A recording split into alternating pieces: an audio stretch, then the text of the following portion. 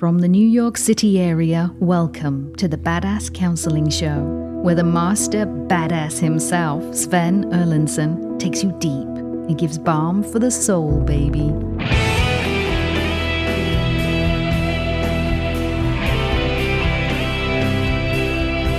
And we are here in studio, live with a lightning round of the Badass Counseling Show. We've got folks checking in from as far away as Hungary and South Africa. And we've got Melvin down in Arizona. And we've got crew working up there in North Dakota. Few ex-North Dakota girls tuning in with us today. We've got folks in from everywhere. We've got Texas. We've got Houston in Texas, as well as Austin. We've got the Texas contingent and the UK. So we're answering questions. This is what we do on the lightning round. I take listener questions. I'm presently at this moment live on YouTube, live on Facebook, and live on TikTok, and people are just feeding up their questions. And so we're going to, but before we dive into the questions, actually, I want to let you know that I am joined in studio by Casey over there in the booth. She does the behind the scenes stuff. She's the creative. She's the one feeding me, bullshit. She's flipping me off now.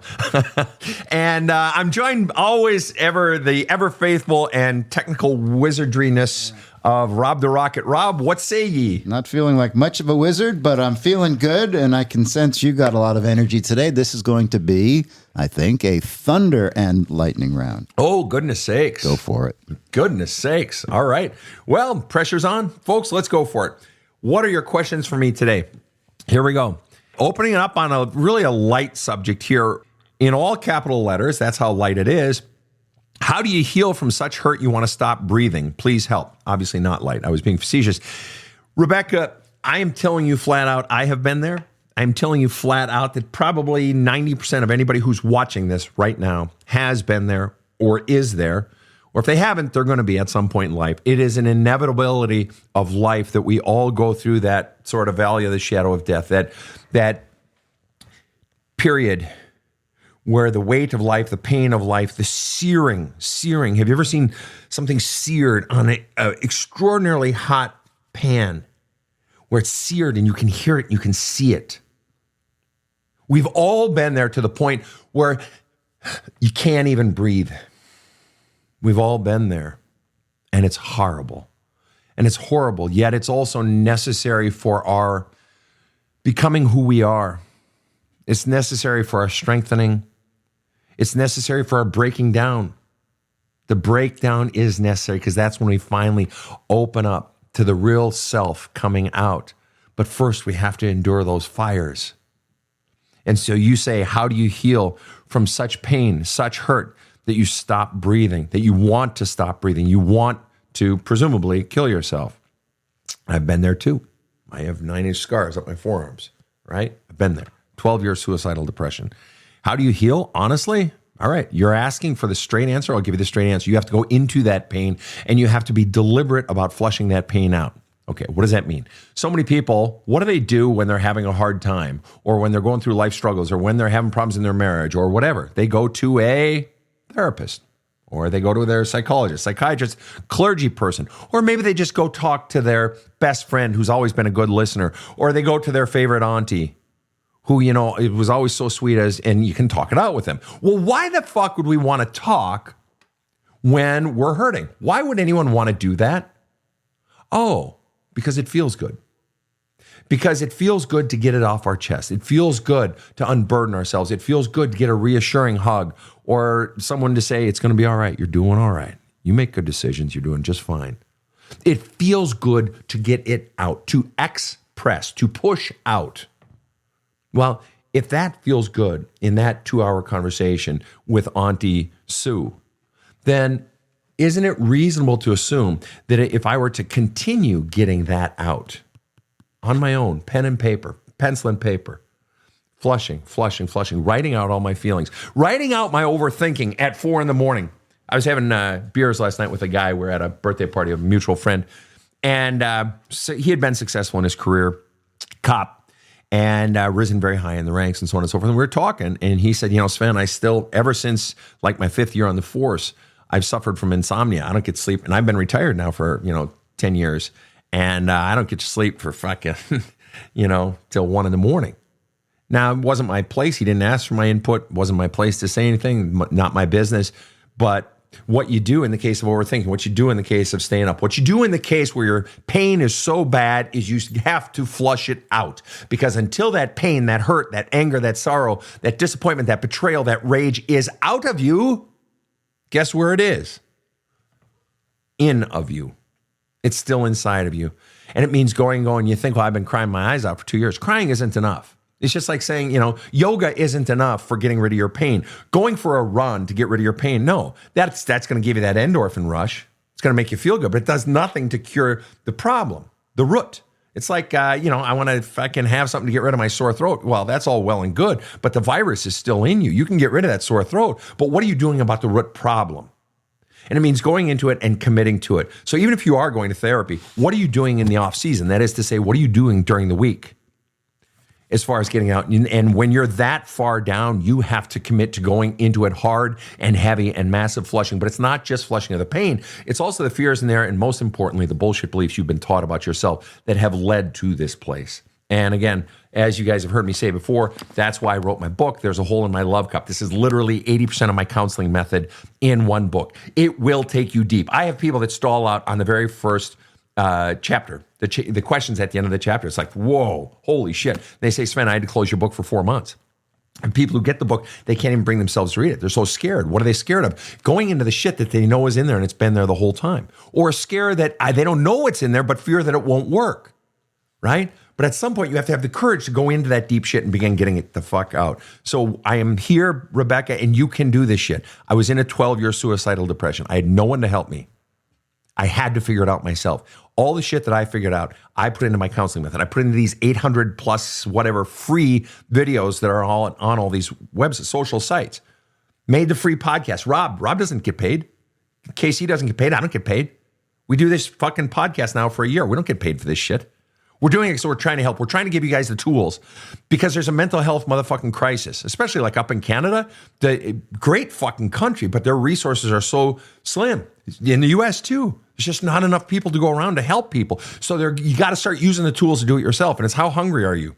Because the tools are there. I've created the tools and there are other great tools in my fucking book. I list 9 other books that aren't mine. I don't get anything for fucking recommending them. 9 other books that helped me or that I recommend because, well, no, not or they've helped. They have helped me and I've been using them with other clients. And there are more books beyond this, but it's like, how seriously do you want to change? And now, Rebecca, I'm not just talking to you. I'm talking to everyone. How badly do you want change? Has your pain gotten bad enough that you're willing to start doing the motherfucking work on your own? All right. Kick-ass question. That was great, Rebecca, and I'm praying for you. All right? Stay in touch on that because you can get through this. All right, next question. Is there healing possible for a narcissist? Is there anyone who give them and mirror and let them see what they are doing? Hermana, that is a great question. So many people, this phrase narcissist comes up all the time. As you people know, I don't use the phrase narcissist. I use the term extreme taker, okay? And I am not talking about a clinical narcissist actually diagnosed by a psychiatrist, psychologist. I'm just talking about this phrase that we all throw around, oh, he's a narcissist, she's a narcissist. There's nothing wrong with that. In a way, it gives us language for trying to understand something. But you're asking a very specific question that I get a lot, and that is, will a narcissist change? Is there healing possible for a narcissist? Yes, there is. Yeah, anybody can fucking heal. You can heal from almost anything, all right? But that's not really the question. The question is, what's going to get them to heal? See, what a narcissist is an extreme taker. Why the fuck would I want to quote unquote heal if I don't see anything wrong with me? Or why the fuck would I want to heal if I'm getting everything? I'm getting all of these wonderful people in my life pouring love into my love cup. It's fantastic. I'm the center of the universe. I'm a taker, and I've got all these people pouring more and more love into my love cup. It's wonderful. Why the fuck would I change? If I'm the narcissist, why would I change? There is no incentive. There's no pain point, which implies what's going to cause them to change? Oh, when Susie walks away. Lost that lover. Well, I'll just get a new one. Here, I've got Jenny. Jenny will pour love into my love cup, okay? And Jenny walks away or whatever. And I'm going to siphon love from as many people as possible. But eventually there's going to be someone or someones who create loss for them, who make them feel loss, who create pain. And it is that pain that will break them. The only thing that's going to break them is pain, some sort of internal pain. And do you want to know the one that's most powerful? It's not always the husband. It's not always, my wife leaving me. I mean, that can do it, but more often, because what they'll do is they'll pretend to change till they get you back. Then you'll leave 6 months later, then they'll pretend to change, get you back. Will they ever really change? You want to know what really often breaks extreme takers and gets them to change? It's when little Susie, their daughter, is now 22 and wants nothing to do with them. Or little Bob, who's now 18, says, Mom, I don't want to hear from you anymore. You want to break a narcissist? Watch how tough they are when their kid walks away from them. Now, a lot of narcissist extreme takers will double down, but then they're just fucking themselves. But the question you're asking, Hermana asked the question, is there healing possible for a narcissist? Yes, but they got to want it. They're not going to want it until their pain has gotten bad enough. But your question implies that you're wanting someone to change and they're not changing. I mean, let's be really honest. That's what you're asking. You've got someone in your life. It could be you. Maybe it's a self-admission. But you're wanting someone to change because it would make your life better, your relationship with better. And you said, is there anyone who can give them a mirror and let them see what they're doing? Well, anyone can. You said, is there anyone who can give them a mirror? Sure, anyone can, but nobody is. And if you don't represent a significant enough loss, if you were to leave, then why the hell would they even care about your mirror? They'll just say, fuck you, you're the problem. Fuck you, you're the problem, right? And so ultimately, the question is, what do you need to do for you? Because you're still wanting them to change to make you happy, rather than asking yourself, what do I need to do to bring joy and peace in my life? All right, next question.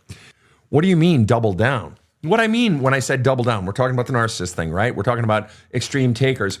Doubling down is when, let's say the wife leaves them, or let's say, as I had set up before, let's say I'm going to make it a female because I too often make it the male is the narcissist, right? So let's say mom is now, in her 50s and her son is now 19, or let's say 24. Let's say 24. That's a better number. And son says, Mom, I don't want to hear from you. I have to cut you off. You're just killing me here. You're killing me, Ma. And what'll happen with some parents is they'll be like, fuck, I need my kids back. What do I got to do? And then they come to me, and then we have to do the ugly work of going into their parenting and going into also how they were parented and getting out all their pain, because it's their shit from their own inner self that was never healed that's causing them and has caused them to take advantage of people in their life, not the least of which is their children. But what some parents will do is they'll say, nah, fuck you, you ungrateful little shit. Oh, my son's the problem. He's just this. Yeah, these kids nowadays, they just blame their fucking parents. They don't want to fucking, oh yeah, whine. Get over it. You're 18. Get over it. That's doubling down. Doubling down is where the adult child is now coming to the parent and saying, you did X, Y, and Z. And they've been doing it. They've been trying to create atonement. They've been trying to create some sort of connection. And the parent just keeps making it about the parent. No, you got to give to me. No, I'm going to defend me. And the kid keeps trying and trying. It's like, Ma, you ain't fucking listening. Till eventually the kid becomes an adult, or 24 or 35 or 47, and says, I'm done. And then a good parent says, whoa. Fuck. A good parent would have never let it get to that. But a good parent says, okay, I need to look at me and I need to begin to fix me, even if I never get my child back. But the shitty parent says, fuck off. Go your own way. It was always you. You're the problem. You're the problem. You're the problem. Hence that scene in Good Will Hunting, right?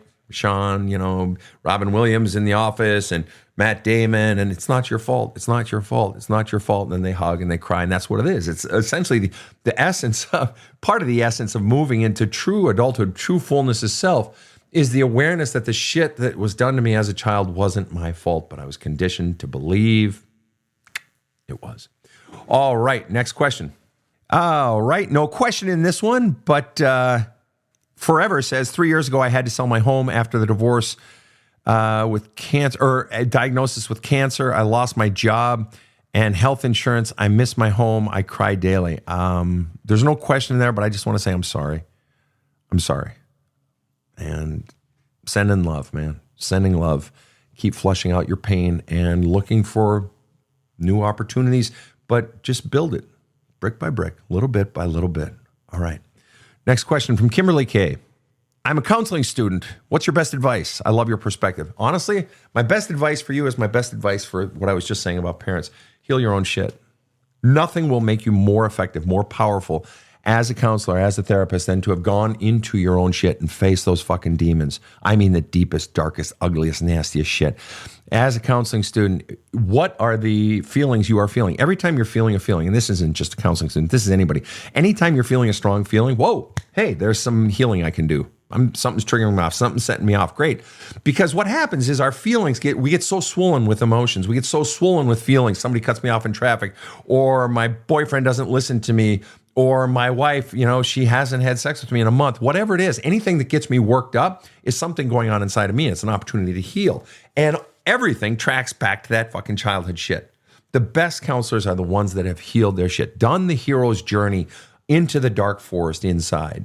The really ugly stuff.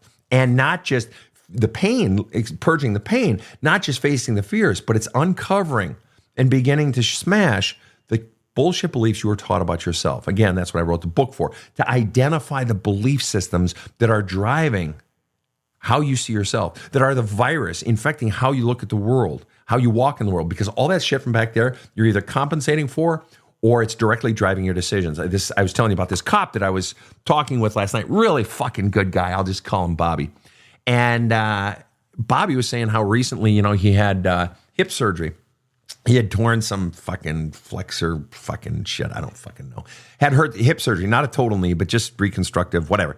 And he said, it's really interesting, Sven, because I'm up and walking. And he had it like fucking 2 weeks ago. I'm like, you're a killer, man. I'd be moaning on my couch. He says, well, there's a lot of pain. I'm like, so he's up and walking and stuff. He says, but I stand a lot, whichever side. Let's say he had it on his right side. I stand a lot on my left side.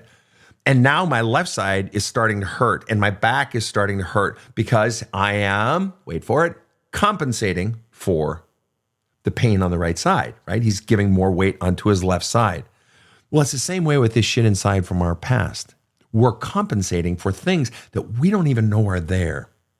So we were just taping an episode earlier today with a fella named Derek, real nice guy, and some of the messages that Derek got in his childhood. And if you want to watch the episode, it's actually up on YouTube or it's loading or something. We literally just finished taping it and it's live. And so you get all the behind the scenes shit there that you don't get on the actual podcast itself. And it's the video. And we were talking about, initially, he basically said, no, I had a good childhood, nothing wrong there. And then we went into it some more, and we discovered that he got the messages, he's less important. And that his, don't be a burden to a child. And also he got somewhere in him, he got the realization, I need to keep quiet, fly below the radar, and not make waves, keep the peace. And then I said, oh, wow, that's precisely the message you carried through your divorce or through your marriage of 20 years that you're now divorcing. He's like, fuck, you're right. Exactly. We're compensating for, or we're flat out enacting messages we got back then. So back to you, Kimberly K. You're a counseling student. What's your best advice? Heal yourself. Go into your deepest, darkest shit. That will make you so powerful. Why? Because you'll know where to take people in their own shit. If you can excel at healing yourself, then you'll know the waymarks along the way in helping others to heal. You'll know what their fears are. When I walk into a session with someone, I know what their fucking fears are. Even in your question right now, I know what your fears are in all likelihood, just based on patterns, but also because I've confronted those myself. People say online, oh, Sven, we like that you're real, or, you're earthy, and, you put it plain, and so on and so forth. And, it's not the book shit. And there are a lot of great therapists out there that do have a lot of great book shit that I don't have. And God bless them. Anybody in the trenches working with people, clergy, rabbis, fucking, therapists, God bless you. And I'm grateful. Okay. But the most powerful shit, it's like when people say, my dad was a chaplain. Okay. My dad was a chaplain at the Veterans Hospital in Minneapolis back in the 80s and 90s, early 2000s. And he was always very good at what he did. But sometimes he'd walk in to a veteran's room, and the veteran's first question would be, hey, chaplain, were you actually in war yourself? And he'd say, no, sir, I'm not. If you want a chaplain who was in war or was in the military, I'm happy to go get you one. We've got a lot of good ones. And he was flat up. Some people want someone to counsel them who has been through what they have been through.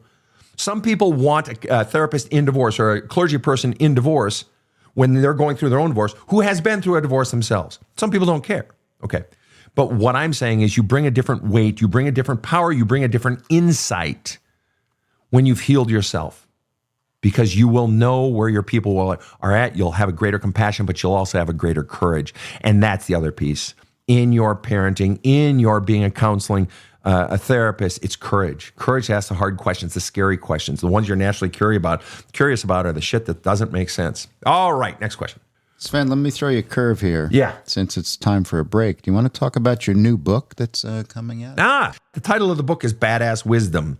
And the subtitle, it's long. I forgot what we ended up creating, but I love it. It's killer meditational to fucking punch you in the face and help you in your journaling and finally heal your shit, or something very clever like that.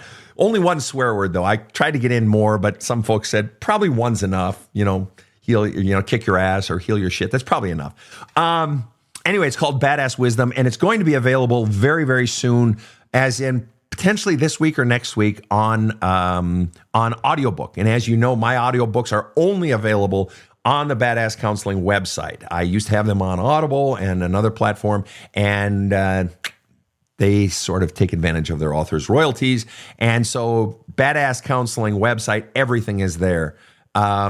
And also counseling services. If you want counseling with me, go to the counseling page on Badass Counseling. Rob, something else to say on Badass Wisdom? No, I'm just waiting to hit the disclaimer button. What's our disclaimer button? Here it is.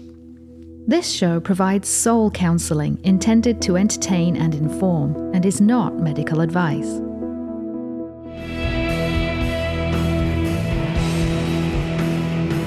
Now, back to the badass. Yes, we are back. I'm back. You're back. Got your back. All righty, Aphrodite. Next question. What causes people to take care of others or animals to the detriment of their own lives? Great question. Love that question. Any number of reasons, and usually they're all woven together. One, anybody who's not taking care of their own life was at some point enculturated to believe, indoctrinated, conditioned to believe that they don't matter. They were conditioned to believe that the way to get love is to give love. And they have a lot, and third, they have a lot of love to give, but it makes them feel good to give to something particularly that won't hurt them. Isn't it interesting? You said they give to others or to animals, as in not in a relationship or not to themselves. An animal's not going to hurt them. Obviously, if you have a pet chimpanzee and it hurts you. We had one in my town here that somebody owned a pet chimpanzee, I think it was. Was that what it was, Rob? Yes, it was a chimpanzee. It was a horrible story. Yeah, and not good. Anyway, not really the point. So it's believing that I'm not deserving of love. The real problem isn't that they're giving so much love to others. The problem is that they're not giving it to themselves. They're not taking care of themselves. And that comes from conditioning. The only reason somebody is not taking care of themselves is because they were conditioned in childhood to believe that they're not important, that they don't matter, that their needs don't matter, and or that the only way to ever get love or make someone like me or keep them from not leaving me, don't leave me, don't leave me, don't leave me, is by giving. And I talk about that in the book, and There's a Hole in My Love Cup. I talk about a relationship camel. A camel can go long distances on a little bit of water, a little bit of fat in their hump, right? Long distance on a little bit. A relationship camel is someone who can go a long distance in a relationship or a friendship or a brother-sister relationship or a love relationship. Just give me a little bit of love. I'll do everything for you in return. Or in advance, I'll give you this much. Just give me this tiny little bit, please, because I can go a long distance on a little bit of love. Anybody who's not taking care of themselves has been conditioned to believe that they don't fucking matter. And they still have a lot of love to give, and it makes them feel good. Giving love to others is as much of a drug as food or fucking cocaine, man. It is a powerful drug, right? But it's just like any drug. If you do it too much, if you do it and do it and do it and do it at the detriment to your own self, it's going to wear you down. The martyr, the classic martyr mother, the classic person who's, burns out as a clergy person, as a doctor, as a nurse, any profession you can burn out, but especially professions where you're giving. It feels good to give. And it's not just it makes you happy, but there's a deep fulfillment from the giving, but it's burning you out because you're not honoring yourself. And that comes from self-loathing or self not mattering, that sort of thing. All right, next question. What do you think of shadow work? I'm all for it. I think it's great. And in a way, that's really more or less what I'm doing. I just don't use that language. It's great language. God bless you. Shadow work. What shadow work basically is you've got shit deep down inside you that you don't want to fucking touch, that is too painful, but you also got shit messages inside of you and about how you're supposed to be in life that you had to pack down. So, for instance, one of the shadow messages in my home growing up was money is bad. My parents were clergy, World War II generation clergy. And, but not the kind of pastor and wife that shoved religion down your throat. Religion was absolutely our entire life. Every house guest, every meal, my dad's job, on Saturday mornings, Dad would give me a quarter to go into our big suburban church and put all the little, restock the membership cards and pull out all the little pencils and go sharpen them and shit. My whole life was the fucking church, all right? So they grew up in the ethos of giving to others, that the honorable path, not just the Jesus path, but just that generation, man. That the honorable people, that the strong have a responsibility for the weak, that the rich have a responsibility for the poor, that in the end we are called to go where the need is the greatest and do the fucking work. That was the ethos I grew up in. My parents worked hard. When they died in their 90s, they had, they had plenty of money in the bank. They weren't rich. They'd always worked in the church or as chaplain, whatever, and mom as an educator in the church and all that shit. And so they didn't have big income jobs, but they fucking saved. We always had, food on the table, clothes on our back. But the ethos was definitely money's bad. And so if you embraced money, as one of my brothers did, he sort of said, well, fuck that. And he became partly a rebel and he retired at the age of 35, worth hundreds of millions, whatever the fuck, And he felt bad a long time, but we love him. He's our brother. I love him to death and all this shit. In our family also, shadow, as silly as this sounds, growing up among Swedish Lutheran Americans in Minnesota, we are like, my girlfriend is Italian, loud, crazy house. Our house, loud and crazy because there were 6 boys basically. But what was valued was calm and, Swedish American, stoic and just quiet and everything. And I was this loud, fucking obnoxious person. And that was partly my shadow, this other side of me and this swearing and all this shit. And it's just who the fuck I am. So it's the integration of that which you've been told about yourself is bad. It's the integration of the other side of the beliefs that you've been taught about life and about self. It's the integration. It's bringing up all the pain. It's bringing up all the fears, all the ugly stuff from your past, the implications of how you were raised that you may not even want to look at. But my parents were good people. Yeah, but they made mistakes and they inflicted a lot of pain, perhaps unintentionally. It's the integration. It's bringing it all up and no longer having the me and then the part of me that I'm running from. And it's becoming full and integrated self. All right, next question. Why do some men have their need to please only their mother? She cannot be upset, she cannot be angry, etc. And it's his job or sibling's job to keep her happy or only doing what she approves of and doesn't criticize. What's with this phenomenon? How to deal with this? Obviously, Joan, you're on the receiving end of that in terms of not you're the mom, you're the other person. You're likely in a relationship with or married to someone who is a guy who feels the need to please his mother all the time. And don't upset her and don't let her get angry and so forth. It's your job and your sibling's job to keep her happy. All right, this conditioning didn't start, Joan, in your husband's or your partner's adulthood. This started back in childhood, that it's been about the mom the whole time. Clearly, she's the power source in the family, and everyone's afraid of her wrath. When they were children, they were afraid. Mom had the power, right? So, or either they feared her wrath or they feared her sadness. And especially if you're a little boy, your mom being sad is fucking heartbreaking. Any child. And so what does the child want to do? The child wants to take care of the mom, take care of the dad. Dads do this shit too, right? And make them feel good because it's painful for a child to see their parent in pain or to see their parent mad at them. So this has been conditioned their whole fucking life. And even into adulthood, your husband, I'm just going to say it's your husband who is this way. Your husband is terrified of angering his mom. Angry. You didn't even say making her sad. You said making her angry. So obviously he fears his mom. But not only that, see, even if your husband were to stand up to his mom and say, Mom, I got to create some distance here. Or I'm not coming over. I can't do that. I've got my own family. I've got my own wife. I've got my own kids. Right? If he were to do that, it's not just that he would incur mom's wrath, But see, now the entire family myth system is that mom is most important. She's queen bee, and we all exist to serve her, which means he would not only incur her wrath, he would likely incur his father's wrath and his siblings' wrath. So it's a potential ostracization from the entire family. To be ostracized, to be told you're the shitbag, you're the fucking jerk. Why are you doing this? Why are you being mean to mom, right? And so, but now he's an adult. So now it's sheer cowardice, and he is choosing his mother over his wife, over his children. That's cowardice.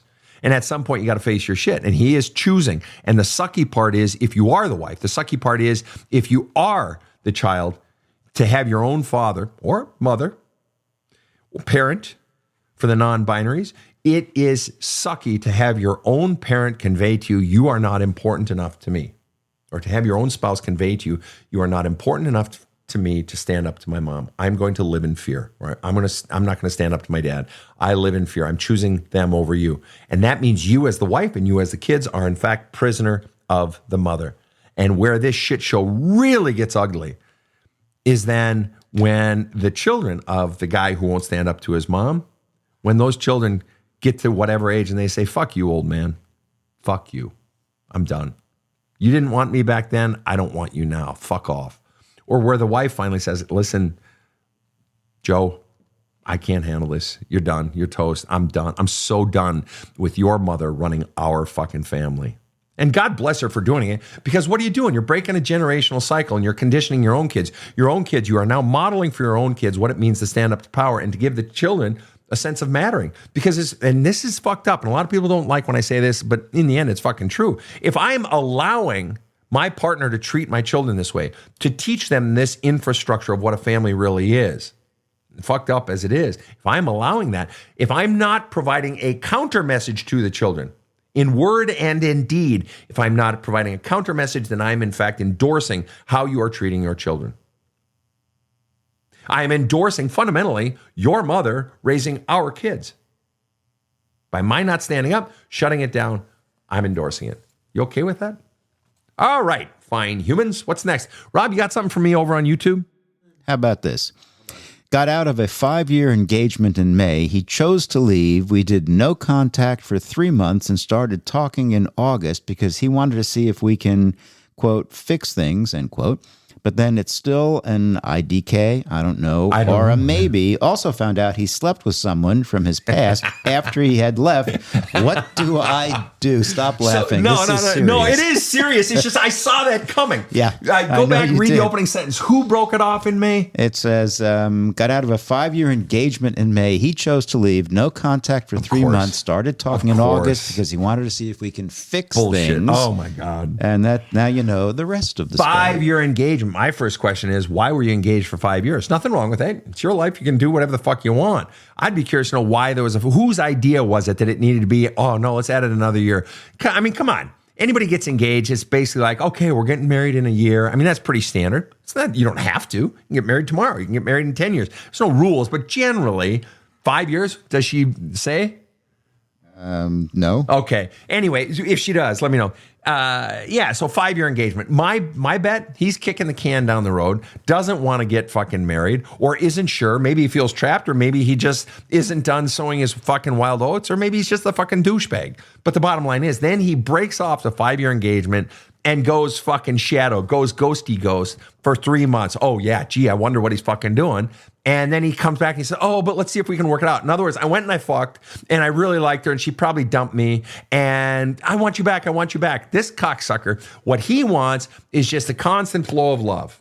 What he wants is he doesn't just want a constant flow of love pouring into his love cup. He wants your love. He wants you hanging around another year, another year, another year. And then he's going to dump you for a few months. And then he's going to go get another person pouring love into his love cup. So now he's got you hanging around waiting to give him more love. And he's stealing from this person. And this person says, oh, you're a twat. And then he gets rid of her, or she more likely gets rid of him. And says, oh, come back. Give me that love again. Give me that love again. You let him get away with this once and it will happen again. And you will kick yourself fucking later. You will fucking kick yourself. I guarantee it. What does she say? Still nothing? No other comment. Nope. All right, fair enough.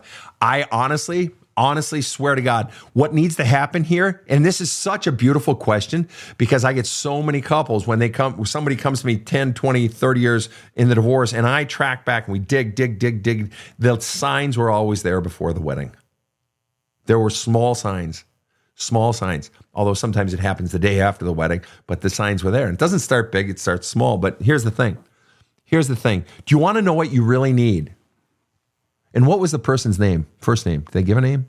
Leslie. Leslie, honestly, you want to know what you really need? I'm going to tell you straight up. He wants to see if we can make it work, and I'm betting you do too, because otherwise you wouldn't even be asking the question. If you weren't at least somewhat interested in making it work, you would have said, fuck that shit. This happened last month. I'm not even interested. No.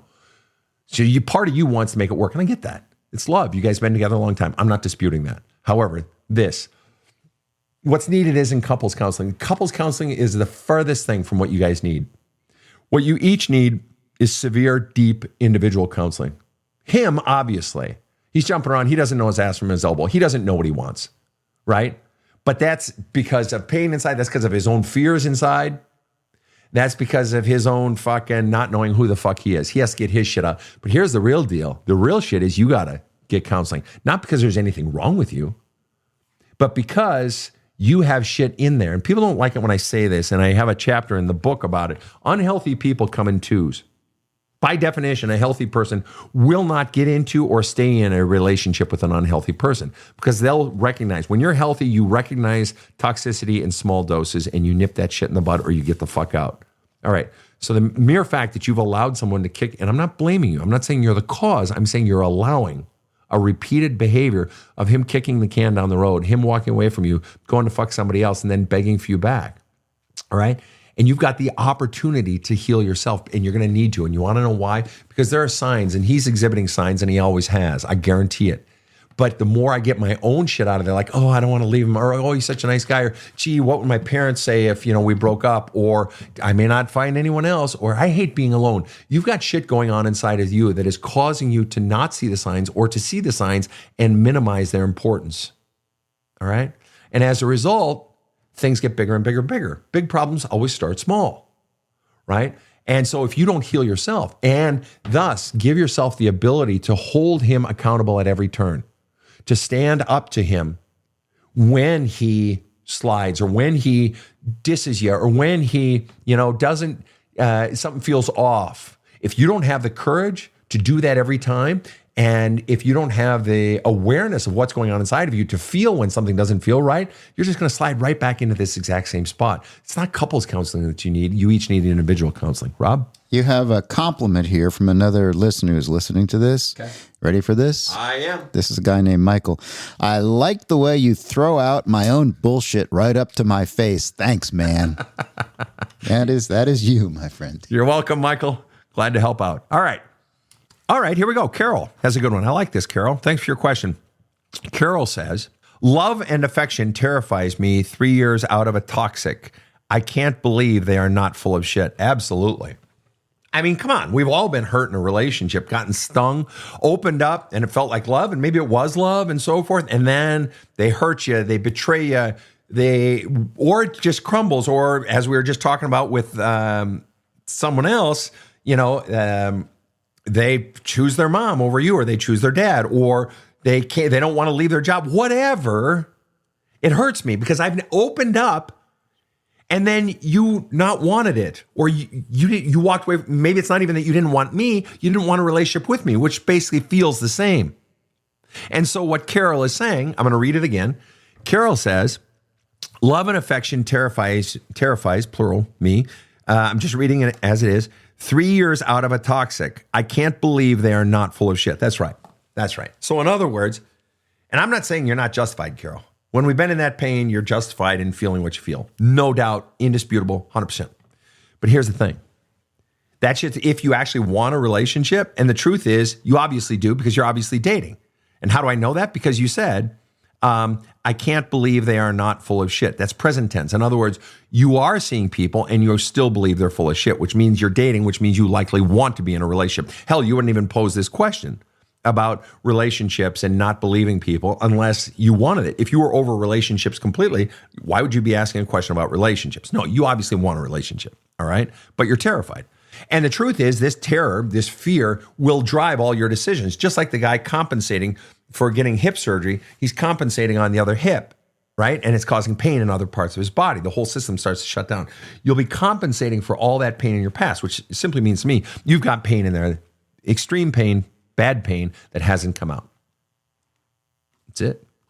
You're living in fear. And maybe you guys have heard me say this before or not. Fear and happiness are inversely correlated. In mathematics, when something is inversely correlated, all that means is the more you have of something, the less you have of something else. Some parents parent this way. In divorce, it's like another way to refer to it is sort of a zero-sum game. That if you give love to your father, it means you don't love me, right? Well, it's fucking asinine. I mean, that's the thinking of a fucking child who happens to be no longer, 10. Right? That if you give more to something else. Well, in the case of fear and happiness, the more you live in fear, the less happiness you're going to have. The more fear governs your love relationships, the more fear governs your parenting, governs your career, the less happiness you're going to have. Why? You want to know why? Because what fear does is it causes this. It causes a tightening. It causes a closing in on oneself. We begin to live in fear and fearful. Do you want to know what I do when I'm walking into a meeting? Or when I'm going into a group where I don't know the people, or where I'm going to speak to a large audience or whatever.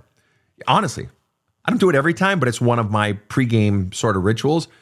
As I'm walking in, as I'm about to open the door to the conference room, or as I'm going into a session with some heavy hitters, who are, bringing me in to do, corporate group counseling or whatever it might be, I literally run through my head, and sometimes I'll even say it out loud. These fuckers love me.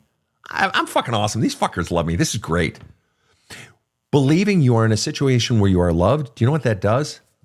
It does this. It opens us. It opens us. Fear closes us down. And when you're closed down and you're living in defense mode and behind armor, that's not a position of happiness. It's a position of defending myself from future pain.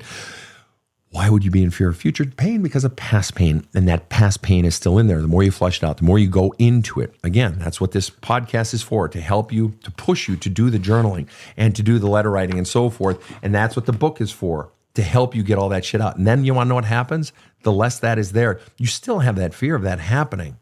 Sure, it's always there, but it doesn't grip you. The truth is, any relationship. I've been in a relationship with a wonderful woman for 10 years. She tolerates me, which is no small feat, as Rob well knows. Casey's laughing over there. I have a great relationship. She tolerates me. Exactly. Although, if I'm honest, I don't go for the, happy wife, happy life crap. No, it's two people. And so, she'll be the first one to say, no, Sven tolerates me. And whatever. But it works. And I know on any given day, and she knows it too, and we talk about this, especially at our age. I'm 56, she's 60. We talk about it regularly. It's not a taboo subject. It's like, if our agreement from the beginning has been, if one person needs to walk away, that's okay. Just have the courtesy to tell the other person and to talk it out before you go off doing some funky shit. And we don't do funky shit at our age. I mean, we don't, maybe other people do, but when I was in my 20s or 30s, sure, somebody might cheat, you're young, you don't understand life. So the understanding is that can always end. And we both talk about it. It would break our hearts. It would break my heart. We would grieve. And then what do you do? What do you do when you lose something you love? You grieve. You grieve.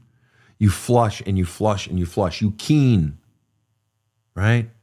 You pour out your pain and your sadness. And I recommend doing it in words because it's far more powerful, in addition to the crying and so forth. And eventually then life goes on. You discover the sun is shining again. You find yourself spontaneously laughing again. In other words, if I live in fear of the pain, I will never engage in the good. I will never engage in the pursuits that move my soul. That means once I learn mechanisms for moving through the pain, then the pain becomes less fearful and I can re-engage in life.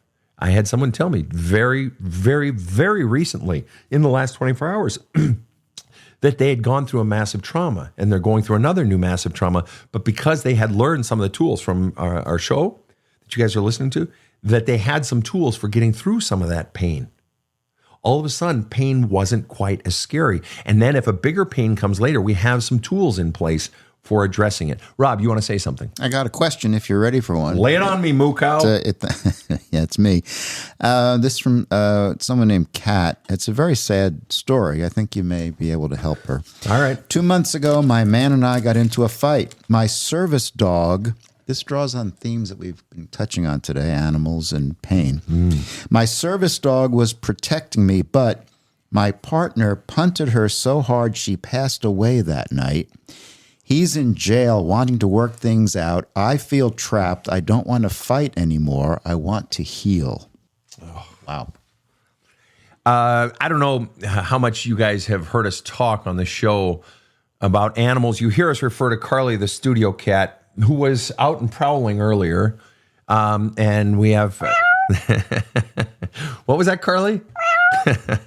We have Carly, the studio cat. I have 3 dogs, a Rhodesian Ridgeback, 2 Morkies, and squirrels and bugs. My girlfriend loves the butterflies and the dragonflies and all that in our yard, and we, sort of love animals. Rob, however, lives in a menagerie, a fucking zoo, goats and ducks and all turkeys and all sorts of stuff. Love it. I tolerate them. All right. Yeah. But some of them are darn cute. They're fostering a Chihuahua right now, right? Very cute. Adorable. Right. Okay. Anyway, the point is we love animals on this show.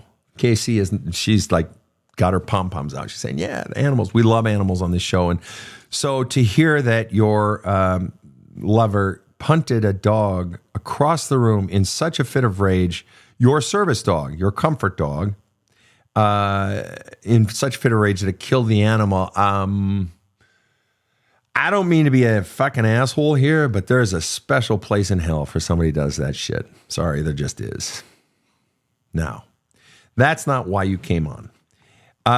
You asked the question, pose the question one more time, Rob, if you got it. I think the question was basically that, do you have it, Rob? I do. Okay. I do. She wants to heal? He's in jail now, wanting to work things out. I feel trapped. I don't want to fight anymore. I want to heal.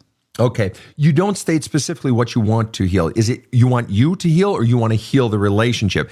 But the mere fact that you say you feel trapped indicates, well, who would you be trapped between? Clearly, you're trapped.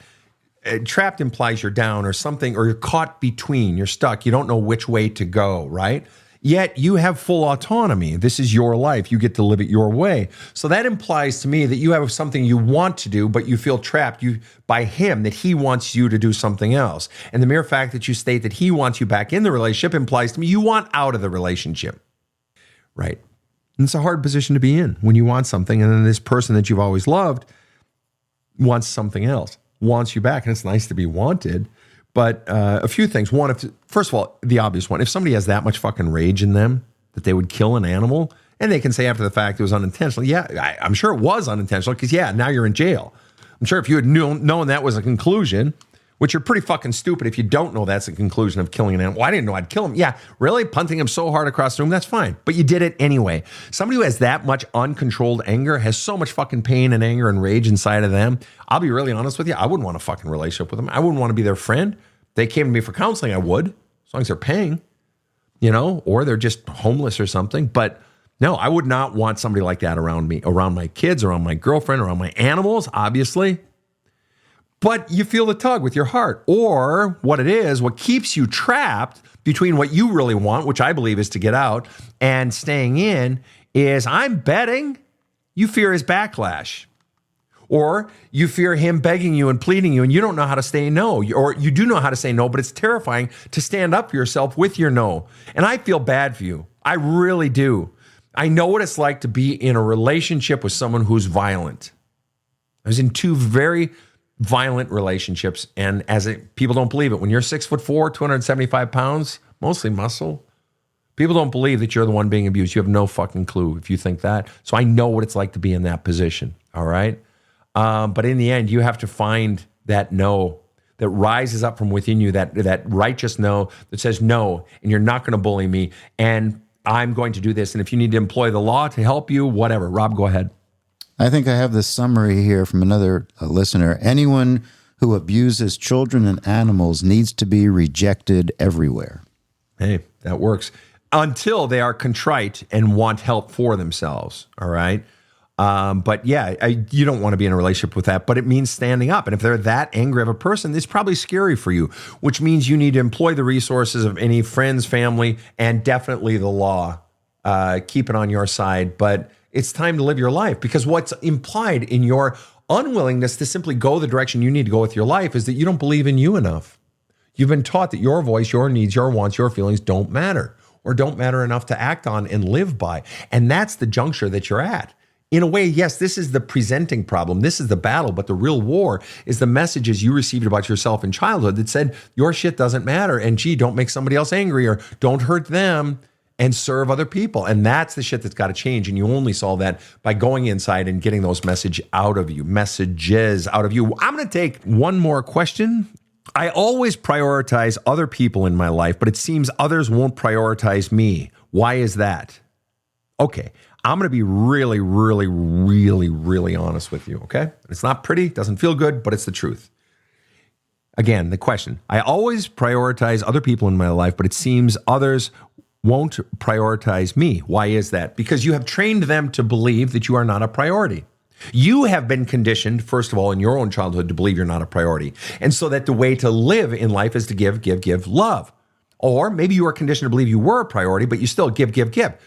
So I grew up in a home where you give. I grew up with parents who are givers. But what they never taught me is to expect that in return. That is to stand up when it's not being given in return. So my first major relationship of my adult life, I'm giving, but I happened to stumble into a relationship with someone who had great need and was happy to take and take. Now she gave in some of her own ways, but she took, particularly as the relationship went on, more and more. So giving incessantly works if and only if you are in a relationship with someone who is also giving. Then it's a little obnoxious, like Chip and Dale on the old Warner Brothers and, Bugs and the two little chipmunks. No, you go first. No, you go first, sir. No, I insist. That sort of back and forth gets a little silly at times. But unless you're in a relationship with an extreme giver, being an extreme giver doesn't work, because you're going to find people who take. So back to your question. I always prioritize other people in my life, but it seems others won't prioritize me. Why is that? Because you're not prioritizing you. You're not standing up when they're not giving to you. You're still in relationships with people who don't prioritize you. And that behavior pattern exhibits itself in others at a very early point in any relationship, friendship, anything, where someone is happy to take from you, but they never text you back. Or they are always, coming to your parties, but they never throw a party and entertain you, or whatever it might be. There's an imbalance, and it's always visible early. And if you tolerate that when it's early, that imbalance is only going to grow. Small things become big things, right? So these people in your life they're doing this, they're making themselves a priority, and you're happy to give because you believed either A, always giving is a good thing, or B, you believe that the only way you're ever going to get love is by giving incessantly, hoping to get a little bit of love in return. The relationship camel, like I was talking about, right, in the book. All right. And so what has to happen is you have to begin to say no. You have to find your no. And that means saying no when things don't feel good, saying no when someone's not prioritizing you, whether it be in small things or big things. And that's terrifying to you because you've never done that before. You were never allowed to say no. You were never allowed to be angry. And so it means standing up for yourself and insisting that people give to you. And when they don't, pull away from them. Or maybe you have to get out of the relationship entirely. But their treatment of you is a direct reflection of your treatment of yourself and what you expect from them. We condition people in how to treat us. Well, thank you so much. Rob, any parting thoughts? Yeah, you mentioned Chip and Dale. It's Chip and Dale, the chipmunks. Yeah. You know how you can tell them apart? How? Chip had the black nose. He had the chocolate chip. How about that? So you can tell them apart. Yeah. How about that? Also, a great comment here from the woman we talked about with that poor dog. She says, ready? Yep. Quote, "You guys are kick-ass." Oh, shucks. Yeah, baby. Thank you. Thank you.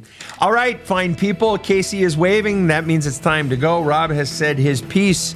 I am Sven Erlandson. To all of our listeners around the world, thank you so much for tuning into another edition of the Lightning Round. Have a kick-ass day.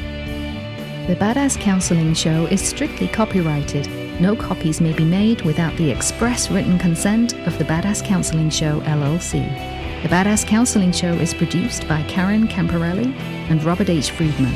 Executive producer Sven Erlandson. Original music by two-time Emmy Award-winning composer Trevor Morris. Have a kick-ass day.